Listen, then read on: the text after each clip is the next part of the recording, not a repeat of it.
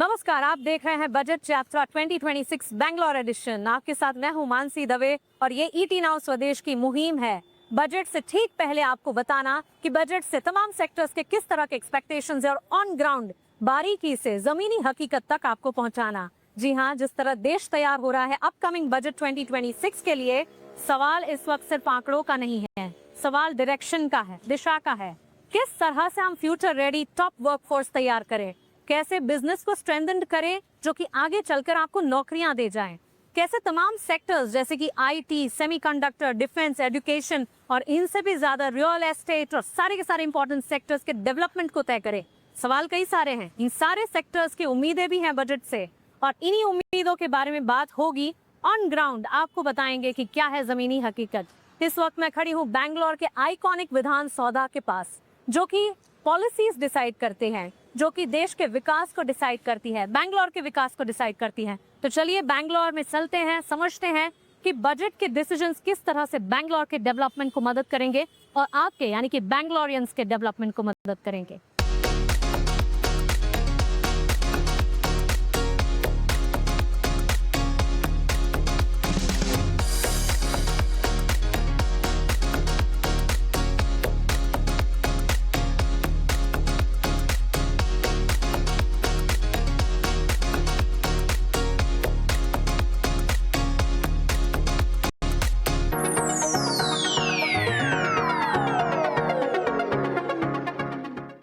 Education sector का development, upskilling, artificial intelligence, research and eventually job creation, ये one of the top most priorities है budget 2026 की। Education sector को इस बार budget 2026 से किस तरह की उम्मीदें हैं, उस पर बात करने के लिए मैं यहाँ पहुंची हूँ ट्रिपल आईटी बैंगलोर में और मेरे साथ है ट्रिपल आईटी बैंगलोर के director professor Debabrata Das. Sir, thank you so much अपना समय हमें देने के लिए, शुक्रिया हमारे साथ जुड़ने के लिए। और आपको भी धन्यवाद, आप हमारे इधर आए कैंपस को और इस इम्पोर्टेंट सब्जेक्ट में डिस्कशन करना चाहें तो आप पूछ सकते हैं। बिल्कुल professor Das, education sector as they say सबसे इम्पोर्टेंट है क्योंकि आज हम जिस यूथ को, जिस बच्चे को पढ़ाएंगे वो कल का फ्यूचर बनेगा। एजुकेशन सेक्टर इस बार बजट से सरकार से किस तरह की उम्मीदें लगाकर चल रहा है? ये बहुत इम्पोर्टेंट सब्जेक्ट है। मैं भारत सरकार को धन्यवाद देना चाहता हूँ क्योंकि भारत सरकार ये एजुकेशन सेक्टर को इम्पोर्टेंस दिया है और इसका लिए भारत का भविष्य जो आगे बढ़ रहा है, विकसित भारत 2047 में इसका, उससे पहले इसका रिजल्ट्स बहुत अच्छे से आएगा। डिजिटलाइजेशन और टेक्नोलॉजी की इम्पोर्टेंस पिछले कुछ सालों में हमने समझी है और आगे जो युवा हैं वो इस डिजिटलाइजेशन और टेक्नोलॉजी की मदद से ही काफ़ी आगे बढ़ पाएगा। और इसी के साथ आ जाता है आर्टिफिशियल इंटेलिजेंस। आपको क्या लगता है करंट सिस्टम आर्टिफिशियल इंटेलिजेंस और एडवांस रिसर्च में कितना निवेश कर रही है as compare to the global peers? ये बहुत अच्छा और इम्पोर्टेंट क्वेश्चन है क्योंकि आर्टिफिशियल इंटेलिजेंस हमारे जितने डिपार्टमेंट है, हमारा एग्रीकल्चर, बायोटेक्नोलॉजी और जितने सारे डिपार्टमेंट है, कंप्यूटर साइंस का जितना एप्लीकेशंस है, सब में लगेगा। एजुकेशन में भी लगेगा, हेल्थ में भी लगेगा, एरोस्पेस में भी लगेगा, सब जगह में लगेगा। इसीलिए हमको बहुत जल्दी आर्टिफिशियल इंटेलिजेंस में बहुत सारे काम करना है। ये आर्टिफिशियल इंटेलिजेंस का दो डायरेक्शन है। एक है एजुकेशन पार्ट जो कि हायर एजुकेशन इंस्टीट्यूशन में होगा, उच्च शिक्षा like triple IIT Bangalore, other IITs में होगा और उसके एजुकेशन के बाद उसके बाद जो हमारा प्रोफेसर्स है यंग मास है, जो कैपेसिटी बिल्डिंग हो रहा है देश के लिए, वो ट्रेंड होने के बाद उसके बाद वो रिसर्च करेंगे आर्टिफिशियल इंटेलिजेंस में जो कि हो रहा है और उन लोग जाके फिर लेटर ऑन प्रोडक्ट्स बनेगा। तो एजुकेशन में हमारा इंस्टीट्यूशंस हाई इक्विप्ड है देश में क्योंकि प्रोफेसर्स लोग ऑलरेडी ट्रेंड हुए हैं, ऑलरेडी उन लोग रिसर्च करके प्रोफेसर बने हैं आर्टिफिशियल इंटेलिजेंस में। लेकिन हमको प्रोडक्ट बनाने के लिए बहुत सारे रिसर्च और इनोवेशन के लिए इंफ्रास्ट्रक्चर भी चाहिए, फंडिंग चाहिए। जो कि भारत सरकार दे रहा है बाय अनुसंधान ANRF बोल के एक संस्था है, department of science and technology है, मिनिस्ट्री ऑफ इलेक्ट्रॉनिक्स IT है, और बहुत सारे डिपार्टमेंट वो दे रहे हैं। लेकिन और हमको एडवांस कंट्री के साथ जिस कंपटीशन करना है उसके लिए और ज़्यादा फंड चाहिए। करेक्ट। और सेकेंडली हमारा प्रोफेसर लोग और जो साइंटिस्ट कम्युनिटी है इंडस्ट्री में और एकेडेमिया में और गवर्नमेंट R&D में, उन लोग बहुत ज़्यादा काम करना चाहते हैं और जल्दी जल्दी करना चाहते हैं, स्पीड में करना चाहते हैं, कम्पीट करने के लिए ग्लोब के साथ। हमारा फाइनेंस डिपार्टमेंट का लोग जो फंडिंग करते हैं हमको, उन लोग भी बहुत अच्छे हैं, उन लोग भी मदद करना भी चाहते हैं। Correct. लेकिन दोनों के बीच में नॉलेज का थोड़ा गैप है। उन लोग समझने के लिए कोशिश करते हैं कि क्या बना रहे हैं इन लोग वहाँ फाइनेंस में क्या समझ नहीं पाते। Right. वो गैप के कारण क्या होता है, हमारा जो स्पीड है थोड़ा स्लो डाउन हो जाता है। Okay. तो इसीलिए अभी चाहिए जे कितना जल्दी ये जो फंडिंग ऑर्गेनाइजेशन इनके साथ काम करके यदि एक स्पीड में काम करे तो हम देश विदेश में जो स्पीड में काम होता है हम उनके साथ कम्पीट कर सकते हैं। Absolutely. Professor Das, a higher education body like you, आप आज के युवा को पढ़ाते हैं ताकि वो कल एक फ्यूचर रेडी वर्कफोर्स बन सके। लेकिन ये बात तो तय है कि आज पढ़ लिख कर वो कल प्रोफेशनल एनवायरनमेंट में जाएंगे, इंडस्ट्री में जाएंगे। आपको क्या लगता है इंटरलिंक कैसे कर सकते हैं हम एकेडमिक और इंडस्ट्री को इन अ बेटर मैनर? दोनों इंडस्ट्री और एकेडेमिया एक साथ काम करना चाहते हैं। गवर्नमेंट भी चाहता है कि दोनों एक साथ काम करें, मदद करना चाहते हैं। तीनों बहुत इंपॉर्टेंट है एक ट्रायंगल का चाहते हैं। लेकिन उधर प्रॉब्लम एक जगह में है, वो है इंडस्ट्री हर एक क्वार्टर में रिजल्ट देना पड़ता है। करेक्ट। लेकिन एकेडेमिया को एवरी सेमिस्टर में उनका रिजल्ट होता है, सेमिस्टर वाइज। सो उनका टाइम क्लॉक जो होता है वो मैच नहीं करता है। तो इसमें यदि पहला एक साल कोई एरिया नया एरिया है जहाँ की काम करना चाहते हैं इंडस्ट्री एंड एकेडेमिया दोनों मिलके, गवर्नमेंट कैन एक सीड मनी व छोटा सा अर्थ दे के एकेडेमिया को रेडी कर दे। 1-2 साल के अंदर इंडस्ट्री जब देखेगा कि अच्छा काम रिसर्च हो रहा है, पेटेंट हो रहा है, इंटेलेक्चुअल प्रॉपर्टी राइट भी आ रहा है एकेडेमिया से, सो इंडस्ट्री खुशी खुशी लेगा। और इंडस्ट्री जब देखेगा इसमें से बिजनेस एंड प्रॉफिट होने जा रहा है तो वो भी फंडिंग करेंगे। करेक्ट। वो बहुत ज्यादा करना चाहते हैं, बट वो जो इनिशियल पार्ट है इसके लिए एक सिनर्जी, एक समन्वय तक करना चाहिए। तो इसीलिए इम्पोर्टेंट जो एरियाज है वो सिलेक्ट करना चाहिए, like artificial intelligence and networking, security, nano technologies, biotechnologies, बहुत सारे रिसर्च एरियाज है, वो सब सिलेक्ट करके उसमें फोकस करना चाहिए। एब्सोल्युटली। बट आपके हिसाब से ऐसा एक डिसीजन बजट 2026 में क्या होना चाहिए जो कि एजुकेशन सिस्टम को काफी बेहतरी प्रदान करेगा? बहुत अच्छा क्वेश्चन है, क्योंकि आपने बोला एक ही आंसर देना है जो कि बहुत बेहतरीन। मैं उसका आंसर देना चाहता हूं, लेकिन उससे पहले एक चीज़ बोलना चाहता हूं कि कोई देश आगे जाना है तो एजुकेशनल इंस्टीट्यूशन उसका बैकबोन होता है। एब्सोल्युटली। क्योंकि सारा आप गवर्नमेंट में जो ऑफिसर्स है, प्रोफेसर्स है, इंडस्ट्री में जो काम भी करते हैं, पॉलिटिशियंस है, सब लोग एक दिन ना एक दिन एजुकेशनल इंस्टीट्यूशन से ही निकल के गए हैं उधर। So educational institution is the root of the growth of इस देश का आगे बढ़ने में।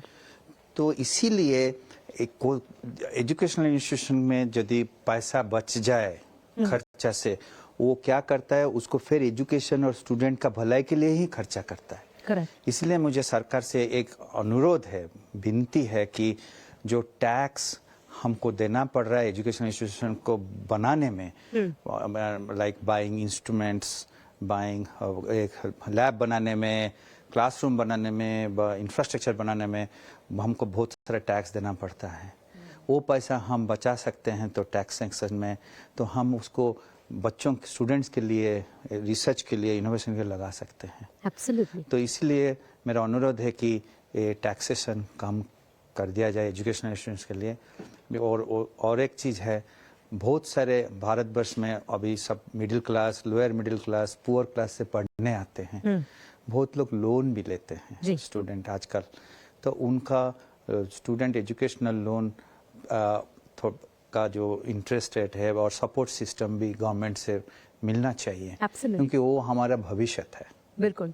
देश की स्टूडेंट को सपोर्ट करना चाहिए।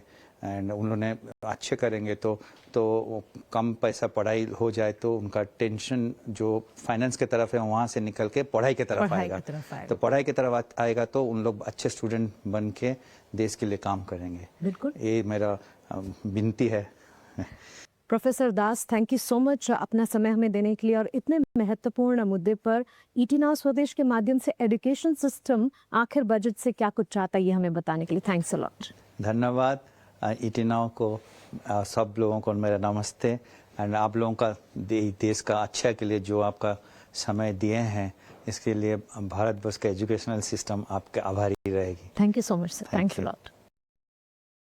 Today I am at Bangalore Chamber of Industry and Commerce, a 50-year-old apex body representing large and medium industries, and with me are the leading representatives of BCIC. I have with me Mr. Prashant Gokhale, President BCIC and Managing Director Buller India Private Limited. I also have with me Mr. K. Ravi, Senior Vice President BCIC Director VR eBiz Solutions Private Limited, and we also have Dr. Prashant Reddy, Vice President BCIC Managing Director Fundermax India Private Limited. Gentlemen, thank you so much for giving your time to ET Now. It's a pleasure talking to you. I'll start with you, Prashant.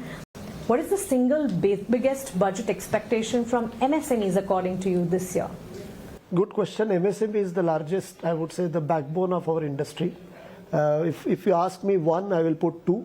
One is clearly that how do we improve skill development at MSME. Government has done in the last budgeting about the large topic on skill development.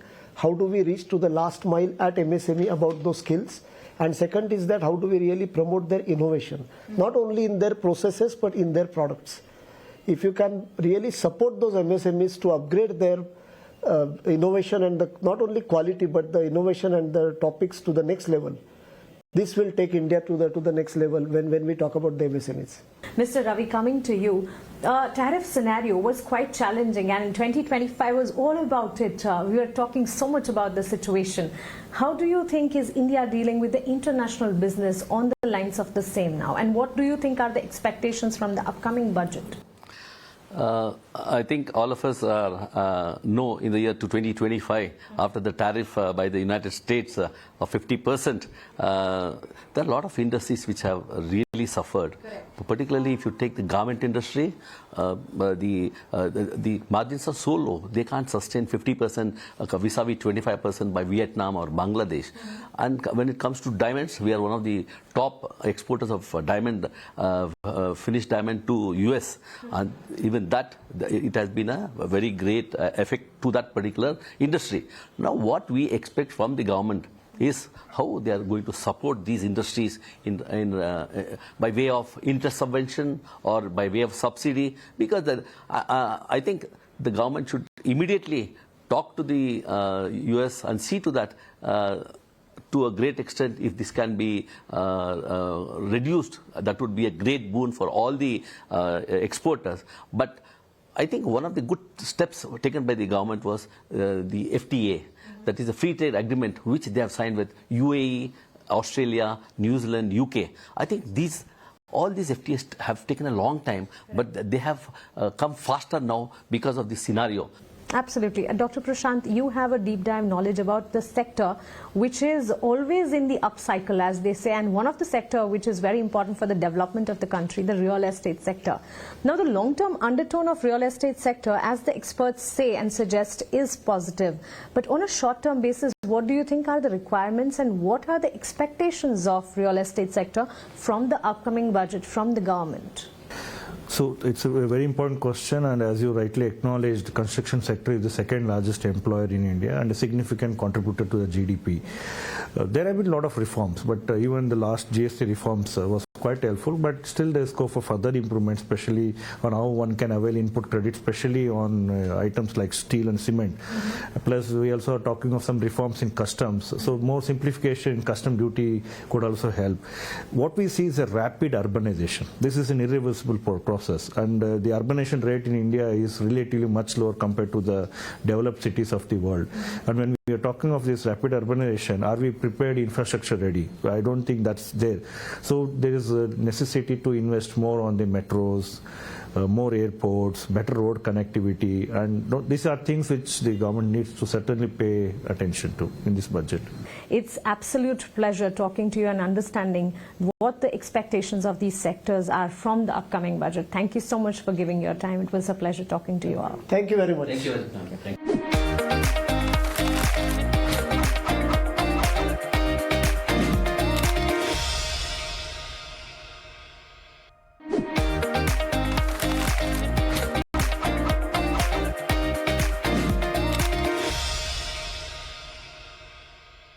Budget यात्रा Bangalore addition देख रहे हैं आप। और जब बैंगलोर की बात होती है, कई सारे सेक्टर्स रिप्रेजेंट करता है Bangalore, B it the real estate, the startups, the information technology sector, the semiconductor and a lot many, energy space, defense for that matter।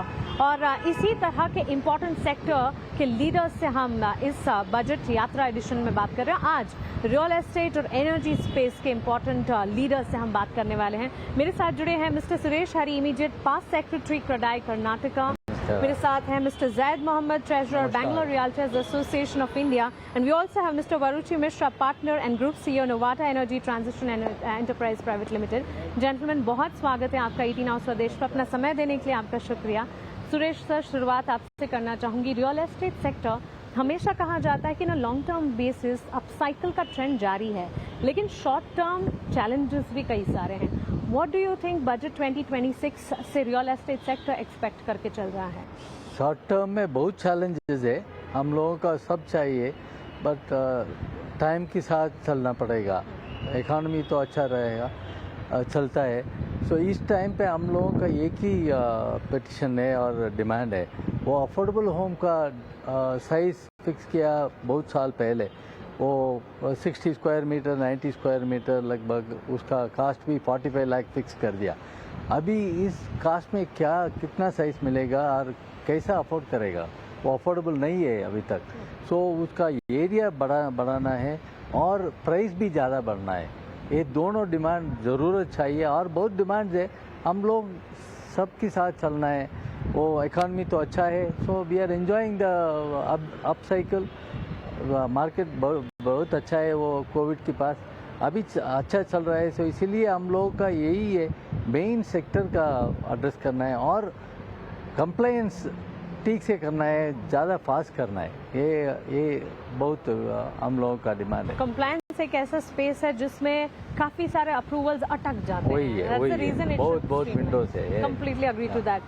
Zaid, so coming to you again, 2026 budget से real estate sector की क्या उम्मीदें हैं, ये तो आपसे जानना चाहेंगे ही।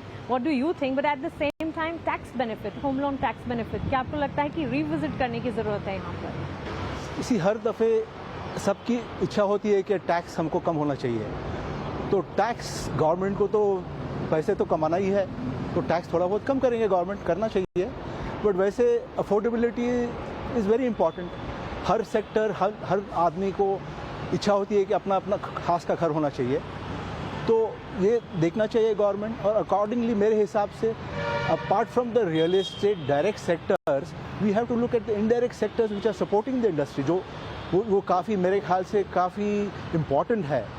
और हर सिटी में गवर्नमेंट और कहीं ज़्यादा ध्यान देना चाहिए, जहाँ पे ग्रीन स्पेस होना चाहिए, ओपन पार्क्स होना चाहिए, इजी वॉकेबिलिटी होना चाहिए, पब्लिक ट्रांसपोर्ट के लिए व्यवस्था करनी चाहिए।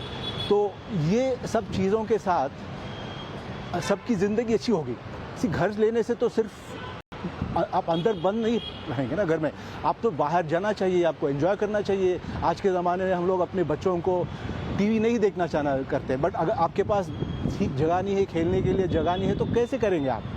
तो मेरे हिसाब से इस चीज़ पे बहुत ध्यान देना चाहिए गवर्नमेंट को। स्टेट गवर्नमेंट और सेंट्रल गवर्नमेंट दोनों को देना चाहिए, सिर्फ उतना ही नहीं। और दूसरे सेल्स के लिए भी थोड़ा सा ध्यान देना चाहिए।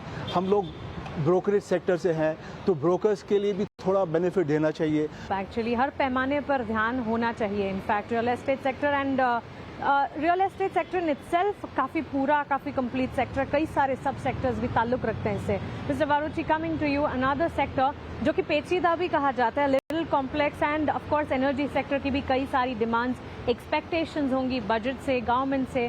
What do you think does the energy sector expect from budget 2026?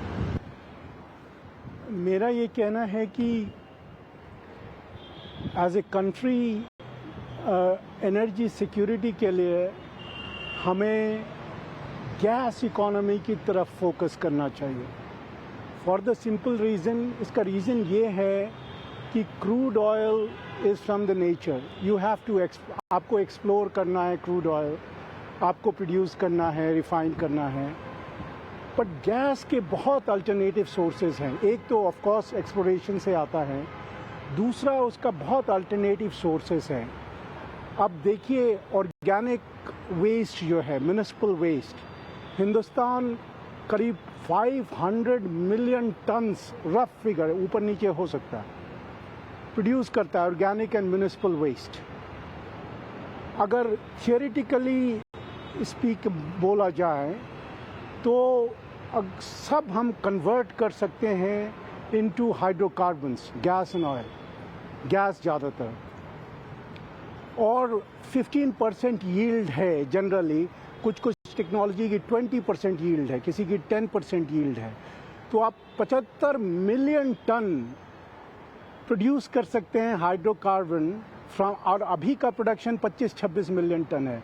तो तिगुना कर सकते हैं आप अपना production from using your harnessing alternative sources जो हैं। वैसे ही हाइड्रोजन, अभी हमारा जो ग्रीन मिशन है वो बोल रहा है ग्रीन हाइड्रोजन बनाएंगे 5 मिलियन टन। ऐसा नहीं होना चाहिए। हम लोगों को चाहिए कि it is any hydrogen, first create the infrastructure. Absolutely. वैसे हम समय की पाबंदी भी है और इसी वजह से आप तीनों से एक कॉमन क्वेश्चन में ये ज़रूर पूछना चाहूँगी बिफोर वी क्लोज इट, कि बजट से एक ऐसा क्या निर्णय लिया जाए जो कि आपके तमाम सेक्टर्स के लिए बेहतरी की तरफ आपको ले जाए। Real estate sector, one decision which you think will help the sector. Real estate particularly Bangalore हम लोगों का इंटरेस्ट है, but across the country real estate के लिए मोबिलिटी इम्पॉर्टेंट है। मेट्रो कनेक्टिविटी वेरेवर वो कर रहे हैं, वो जल्दी करना है, वो लंबी डिस्टेंस कवर करना है, वो आउटसाइड द सिटी होना चाहिए। क्यों है, वो सिटी की सेंटर पॉपुलेशन को डिस्ट्रीब्यूट कर सकते हैं, उन लोगों का तकलीफ नहीं होगा वो मूवमेंट का, और utilisation of utilisable common energy and the other resources वो डिस्ट्रीब्यूट हो जाता है। वो ट्रांसपोर्ट में इतना पोल्यूशन आता है, वो सब कम हो जाता है। सो मोबिलिटी इज इम्पॉर्टेंट, मोबिलिटी का इम्पॉर्टेंट देना है। Okay, that's what according to you? I would look at parking vehicle movements of the city, because traffic, which everybody talks about in Bangalore, but traffic is a problem in every city in the country. So I would say nationally we should bring a policy where, you know, sale of cars is kind of restricted unless you don't have a proper parking facility. Parking facility should be a criteria before a sale of a vehicle has happened. See, today resale of cars is becomes so cheap. Nobody wants to sell cars today. Each household has 3-4 cars with them, and there's no parking facility. So I think government should look at this. Yes, they have, you know, come out with policy of, you know, removing these cars after some time, scrapping them.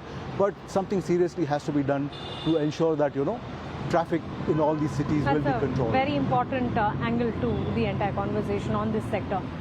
Again, coming to you, Mr. Varuchi, one decision you would want the government to take for your sector? The government should make a very clear regulation about subsidizing or incentivizing carbon capture and storage. So it should come out with $1 per ton cost to be supporting the project developers who are putting these infrastructure in place. And the government, like all other countries in the world, I mean all the Western countries who are moving ahead on CCS. That was quite an insightful conversation. Thank you so much. आपका बहुत शुक्रिया हमारे साथ जुड़ने के लिए, और इन important sectors की उम्मीदें बजट से, सरकार से क्या हैं, ये विस्तार से हमसे बातचीत करने के लिए थैंक यू सो मच। नमस्कार, धन्यवाद।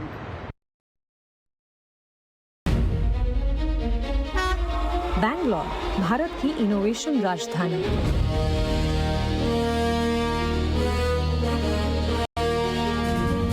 एक ऐसा शहर जहां आइडियाज स्टार्टअप्स बनते हैं, टेक्नोलॉजी विकास को बढ़ाती है और सपने भविष्य को आकार देते हैं।